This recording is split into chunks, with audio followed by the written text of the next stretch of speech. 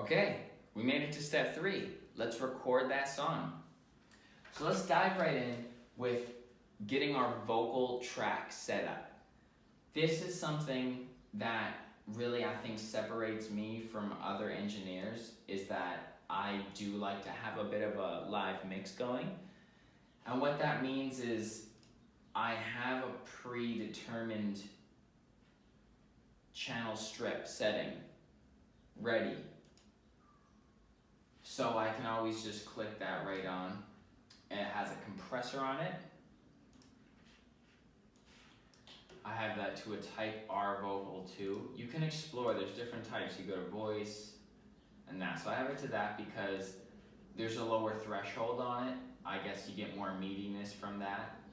And again, I'm mixing and producing full time, and I learned all this by trial and error, just with what sounds good. So you gotta go in and just twist knobs. Channel EQ, this is vital for any channel strip, unless you're sending it to someone else to mix. Like, this is what you really want to do. This is what kind of starts to make things sound crisper. I cut out a lot of the low end, so it's more, stronger on the highs for the deliverables of where my voice sits in the mix. And that's for me. When I design the EQ for other artists when they come in, like a female voice, I'll have more of the lows just to pull out more of that flesh in the middle. So, pause. An exciter. I'm giving you guys some mad secrets right now, by the way. This is my it's my recipe. Make your own recipe now. I throw an exciter on there, a dynamics processor. It just kind of gives it that center point. It allows how much dynamics you allow in. Like if you stretch this all the way up, it's kind of like how my voice sounds here, and then just get a little bit more like tighter, you know what I mean? And quieter as it goes down. But I usually like a pretty, and there's a relevancy between the ratio of these two. Like a more of a natural sound would be like, I think like a blossoming type vibe like that. But if you really want to like do some hard effects on it, like you can, kind of buckle it off at the top there. I'm gonna go like that for me. And a limiter. This is just a great tool for beefing up vocals or any instrument. This one's for vocals, just for classical music. There's, and these are the basic Logic ones, by the way. I've never got any plugins or anything like that. I've only worked with what is in Logic as far as for vocals. And a de-esser. A de-esser is very important. Let's talk about de-essing for a minute, because you'll even hear it in like big records. There's a little bit that, you know what I mean? That it hurts your ears. It's offensive.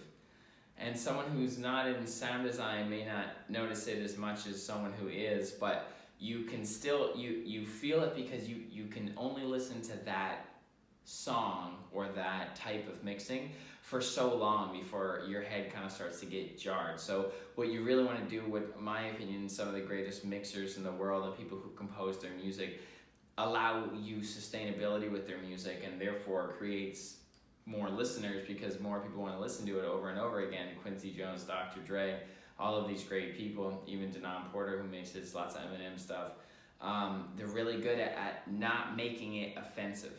And shit can still knock, even though, it's not in your face. So a de-esser is a really good tool to start to get a gauge on that. Like there's just so many methods of how to trim down that offensiveness, but we'll get into that in another mixing series. Let's get back to songwriting. So I also utilize these things called buses. So busing is proportionately adding an effect to a channel strip. So this is bus 1. I usually toss a reverb on bus 1. So we're gonna go Space Designer, and I'm gonna sing for this. So I'm gonna go with a large indoor space. Let's do like an empty church. So we got reverb at about a quarter there. I'm gonna add another bus. I often put some chorus on it just to fill out that middle ground. Give it that little extra push, that sparkle. And then lastly, for the basic channel strip, I'm gonna add a stereo spread. Because I do like a vocal to be more flat pan across and kind of bold rather than kind of sitting in the center, which is great too, but just for different mixes at different times. So we have this set up. Let's get tracking. So ideally, you'd want to be in a soundproof room. We're not currently there. We're in downtown Los Angeles in a non-soundproof room. But we're gonna still see what we can get out of it.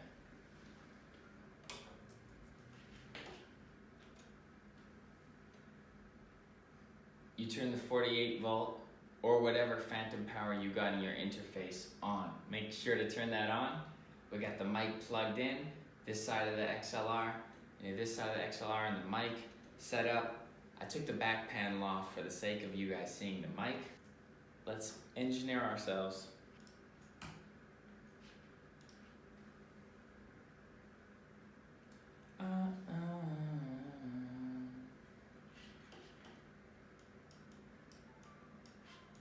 Do a little live mix.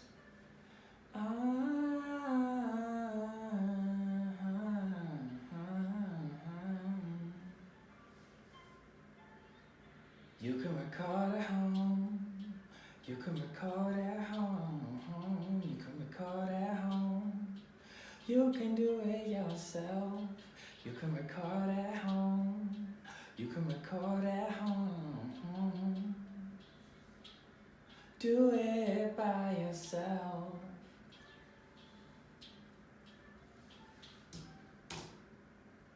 There we go. Nice little one take. Nice little one take hook. Now I like to immediately start cleaning out my session, just to avoid any unnecessary RAM processing any stems that just don't need to be there. Good, so we got the hook in one take, nice little chill mix. We'll get into the mixing of that further to make it sound even crisper in the next step. But for this step, I'm gonna show you something called punch-ins. This is how I get so many songs done, is I think about the bar just before I'm about to record it, and then I layer my bars bit by bit until I have a full 16 or 12, whatever I'm doing, or 32 if I'm inspired, who knows. But let's go with a quick little 8-bar verse, and then we'll bring the hook back after that. So for punch-ins, also audio creators, don't forget to label. So we're gonna go chorus, verse. Real simple little steps. Boom. And for the verse, I like to keep it on a separate track than the chorus because the mix is probably gonna be a little bit different in the next step. But let's start punching in.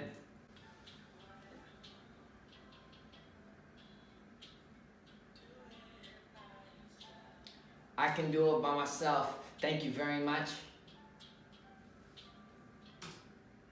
There's our first bar.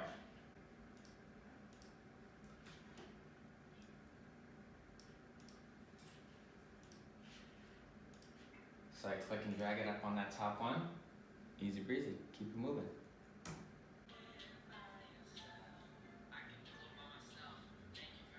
Didn't see it before, and now I'm waking up. Second bar. Now, there's a craft in the cut. You gotta be right on the line so it reads where it's gonna go to, and it lines up. Slide it in, do a little transition. Boom.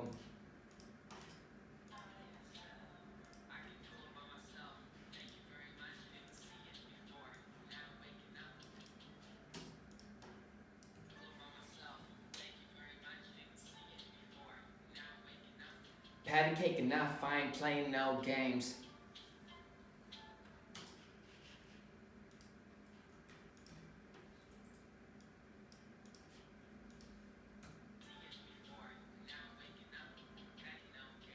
Now I'm taking up my own space in my own lane.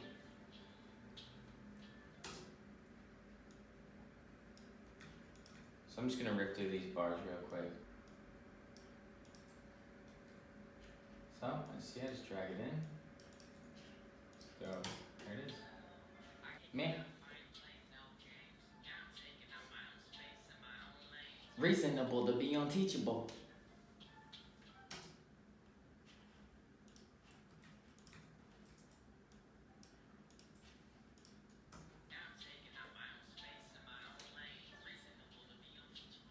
Back at school, teacher said I was unteachable. You have fun, you know? That's the thing. That's the #1 priority, is having fun. So what I like to do at this point, I'm starting to get up closer to the amount of bars we want to have. I listen to it from the beginning just to make sure, if you do take on this process of freestyling while you're doing this, just to make sure that everything is kind of still saying the same thing that the hook wants it to say, to create diamonds out of your singular bars, so it's not leaning and not distracted, because a lot of times you can get really lost in the rhyme. And what you want to do is create a center focal point at what the core root of the emotion is, that what you were trying to say in the first place, and not get lost.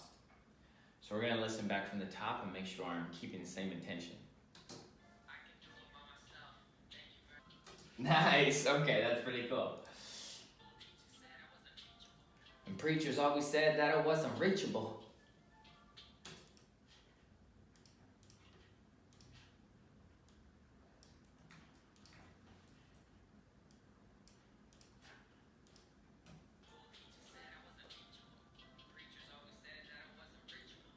Who this new phone? I don't even know. Gotta have fun with it, come on.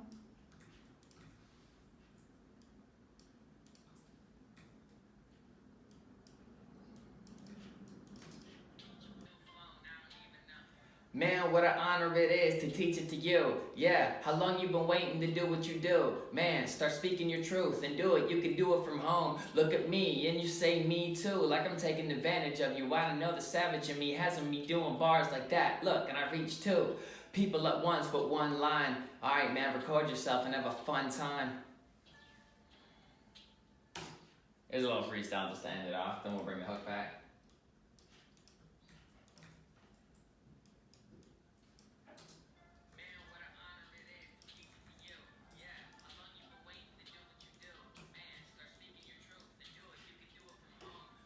So it might be a little bit of a mystery sometimes of how producers move something that was already recorded to another space, like the hook. Here's how you do it. Just select any bar, so you know that the hook here starts at bar 9. So since it's a bit of a pickup, like I couldn't cut it at 9, there's still vocal there, I'll do the beat before it. So the big line before it, Command C if you're on Mac.